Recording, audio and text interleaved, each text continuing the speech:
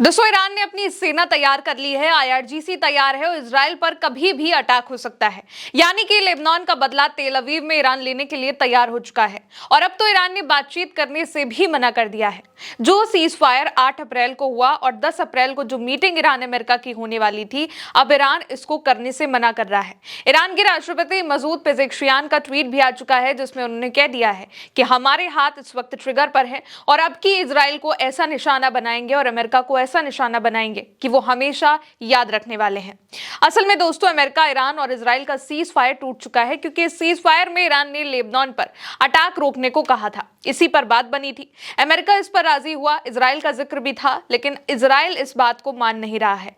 Israel cease fire होने के बाद भी कुछ ही घंटों के बाद इजराइल ने सीज फायर को तोड़ दिया और इजराइल लगातार बमबारी कर रहा है, अटैक कर रहा है। ईरान पर भी उसने अटैक करने की कोशिश करी, लेकिन फेल हो गया। ईरान ने इजरायली ड्रोन को मार गिराया, लेकिन अब इजराइल लेबनान पर तगड़े अटैक कर रहा है, मिसाइलें दाग रहा है। 10 मिनट में 100 से भी ज्यादा अटैक कर चुका है और इसके बाद ईरान का माथा अब गर्म हो चुका है।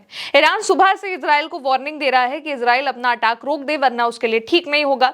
इजराइल सीज फायर की शर्तें मान नहीं रहा है, लेकिन अब इजराइल को आखिरी वार्निंग मिल चुकी है और ईरान ने अब अमेरिका को भी धमकी दे दी है कि हम संधि तोड़ने वाले देश अमेरिका और उसके सहयोगी इजराइल को कड़ी चेतावनी देते हैं कि अगर लेबनान पर हमले को तुरंत नहीं बंद किया गया, नहीं रोका गया, तो हम ऐसा जवाब देंगे जिससे इस क्षेत्र के दुष्ट हमलावरों को अपने कृत्यों पर, अपने अटैक्स पर पछतावा होगा और अमेरिका और इजराइल दोनों पर ही अटैक होगा। लेकिन इसके बावजूद इजराइल रुका नहीं है, अटैक कर रहा है और इसीलिए ईरान अटैक करने के लिए भी तैयार हो चुका है।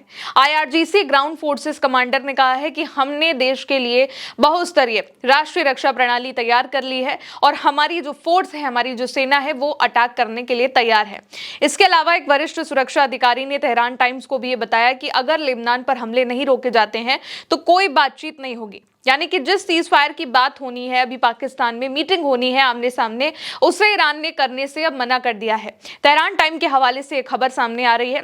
10 अप्रैल को कहा जा रहा था कि पाकिस्तान में इस्लामाबाद में ये मीटिंग होने वाली है और ईरान और अमेरिका आमने सामने बेंच पर बैठकर ये बात करेंगे कि किस तरीके से युद्ध को हमेशा के लिए रोका जाए, इस वक्त कैसे बात बढ़ सके। और इसीलिए 2 हफ्तों का ये सीज फायर भी हुआ, लेकिन अब ईरान ये कह रहा है कि लेबनान पर अगर इसी तरीके से अटैक होता रहा तो वो बात नहीं करेंगे। इसके अलावा ईरान के जो राष्ट्रपति हैं मसूद पेजेश्कियान, उन्होंने भी पोस्ट किया है सोशल मीडिया पर, जिसमें उन्होंने लिखा हुआ है कि ज़ायोनी सत्ता द्वारा लेबनान पर बार बार की गई आक्रामकता प्रारंभिक युद्ध विराम समझौते का उल्लंघन है और संभावित समझौतों के प्रति धोखे और प्रतिबद्धता की कमी का एक खतरनाक संकेत भी है। इन आक्रामकताओं के जारी रहने से बातचीत अर्थहीन हो जाएंगी। हम ट्रिगर पर हाथ रखे रहेंगे और ईरान अपने लेबनानी भाइयों और बहनों का कभी भी साथ नहीं छोड़ेगा। इजराइल लेबनान में दोबारा घुसपैठ करना की कोशिश कर रहा है, जो कि इस युद्ध विराम का, सीज फायर का उल्लंघन है। सारे समझौते जो किए जा रहे थे, जो हमारे 10 पॉइंट्स थे, उसका उल्लंघन है। जबकि ईरान इन सब शर्तों को मान रहा था, ईरान ने बातचीत के लिए राजी हो गया, ईरान ने सीज फायर की बात को भी आगे बढ़ाया, लेकिन इजराइल इसको नहीं मान रहा है। अमेरिका ने भी कहा कि लेबनान पर हमला नहीं होगा। पाकिस्तान ने जो सीज फायर का स्टेटमेंट दिया, उसमें भी यही कहा गया कि ये लेबनान पर अटैक भी रोका जाएगा, लेकिन ऐसा कुछ भी नहीं हो रहा है। और ईरान के इस बयान से पहले दोस्तों, इजराइल की ओर से भी बयान सामने आया।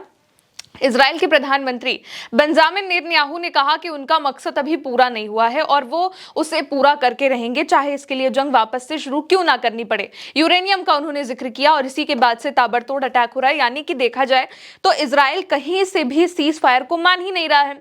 शुरुआत से ही बेंजामिन नेतन्याहू पहले तो ईरान पर अटैक कर रहे थे, लेकिन अब जब उनका ईरान से कंट्रोल बाहर हो गया है, वो ईरान पर अटैक नहीं कर सकते हैं, तो अब वो लेबनान पर अटैक कर रहे हैं, जबकि सीज फायर के रूल में लेबनान पर भी ना अटैक करना शामिल है। लेकिन इस बार ईरान रुकेगा नहीं, क्योंकि अब उसने बदला लेना भी शुरू कर दिया है।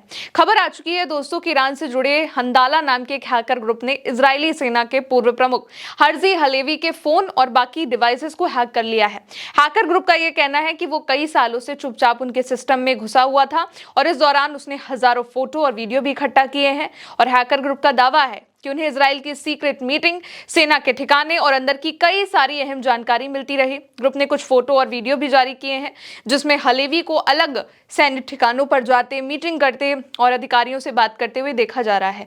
कुछ तस्वीरें उनकी निजी जिंदगी से भी जुड़ी बताई जा रही है, जिसमें उनका जो परिवार की कई फोटो है, पहचान पत्र जैसी चीजें शामिल है। और इस लीक में कुछ ऐसी मुलाकातें भी सामने आई है जिसके बारे में ऑफिशियली सार्वजनिक तौर पर कभी कोई जानकारी नहीं रही, जैसे कि जॉर्डन और कतर में हुई बैठकें। पर अभी तक इस मामले पर इजरायली सेना और हलेवी की तरफ से कोई आधिकारिक बयान नहीं आया है। लेकिन ईरानी संसद के स्पीकर की ओर से बयान सामने आ चुका है। ईरानी संसद के स्पीकर मोहम्मद बाकेर गालिबाफ ने कहा है कि अमेरिका ने 10 पॉइंट प्रस्ताव की बुनियादी शर्तों का उल्लंघन कर दिया है और ईरान ने साफ कहा है कि जिस आधार पर बातचीत होनी थी वही पहले ही टूट चुकी है। ऐसे में अब बातचीत या फिर सीज फायर का कोई भी तर्क यहाँ पर नहीं रह गया है। इसके अलावा डोनाल्ड ट्रंप ने भी पोस्ट कर दिया कि जब तक ईरान के साथ हुआ समझौता पूरी तरीके से लागू नहीं होता है तब तक अमेरिकी सेना ईरान के आसपास तैनात रहेगी। और इस खबर का यही मतलब है कि ईरान की शर्तें इजराइल तोड़ रहा है और इसीलिए अब ईरान भी अटैक करने के लिए तैयार हो चुका है। उसकी सेना तैयार हो चुकी है। IRGC लगातार ईरान की ओर से जो है इजराइल को वार्निंग भी दे रही है और चेतावनी दे रही है कि इजराइल को हिजबुल्लाह पर अपना यह अटैक तुरंत रोक देना चाहिए, लेबनान पर यह अटैक रोक देना चाहिए, वरना उनकी सेना भी अटैक करने के लिए तैयार है। और सुबह भी ये कह दिया गया था कि हिजबुल्लाह पर अटैक, लेबनान पर अटैक, ईरान पर ही अटैक माना जाएगा। और अब मसूद पेज़ेश्कियान भी इस बात को बोल रहे हैं कि हमारे हाथ ट्रिगर पर हैं। और इस बार ये चेतावनी केवल इजराइल के लिए नहीं है, अमेरिका के लिए भी है कि अगर इस शर्तों को ऐसे ही तोड़ा गया तो अमेरिका के ठिकानों को एक बार फिर से निशाना बनाया जाएगा और उन पर अटैक किया जाएगा। यानी कि जो सीज फायर कल हुआ था वो एक ही दिन में टूटता हुआ जा रहा है, क्योंकि ना ही अब इजराइल रुक रहा है और अब ईरान भी अटैक करने के लिए तैयारी कर चुका है। फिलहाल दोस्तों, मेरे साथ इस खबर में इतना ही। मेरा नाम है गौरी। देखते रहिए उल्टा चश्मा UC। शुक्रिया।